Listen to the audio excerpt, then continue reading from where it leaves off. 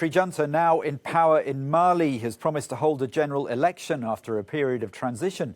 The announcement comes after an armed mutiny by soldiers forced the resignation of the country's president and the dissolution of the National Assembly.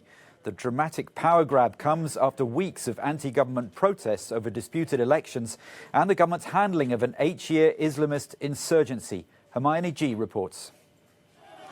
Mali's President Ibrahim Boubacar Keïta and his Prime Minister Boubou Cissé are driven away by soldiers in an apparent coup. President Keïta has since appeared on state television offering his resignation. He said he wants no blood to be spilled to keep him in power.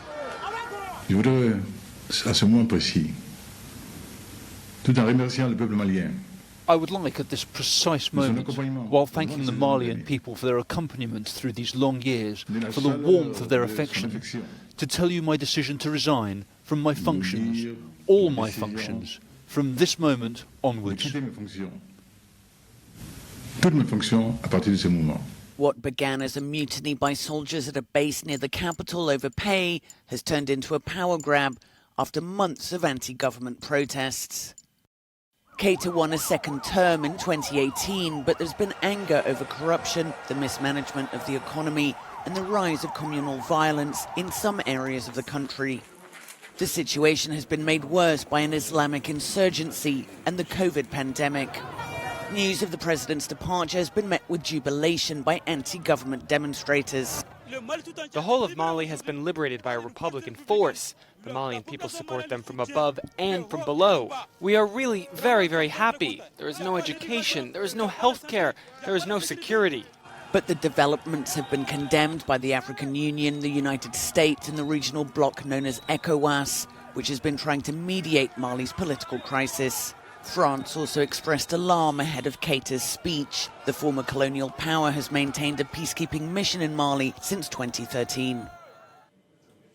Well, with more on the developing situation in Mali, I'm joined now by journalist Tatiana Mosso from our sister channel, Africa News. Tatiana, we've seen pictures there of people celebrating in the streets of Bamako. Is this going to be universally welcomed, though, across the country? What we noticed yesterday is for sure that Malians living in Bamako were really relieved. They felt relieved by this mutiny.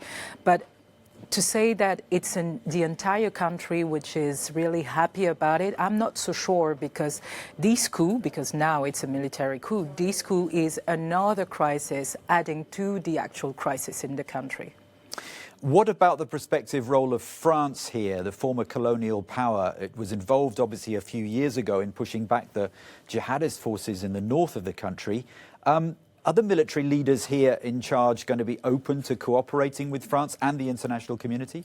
So probably, yes, the best scenario will be that the junta will actually be more involved with France and will ask for help, but it's not totally sure, because we know that the personality who led the coup yesterday are some of the team of 2012, and we don't know exactly what they really want during this military transition, and we don't know actually who is really behind. And so the international community, the UN, especially the African Union, will have to follow this case really closely, because Colonel Dio, who is the leading head of this garrison in Kati, doesn't really know about political affairs, and he doesn't really know how the international negotiation will be led. So we have to be very careful and to follow that. Tatiana Mosso from our sister channel Africa News on the very unstable situation in Mali at the moment. Thanks very much indeed. Now, still to come on Good Morning.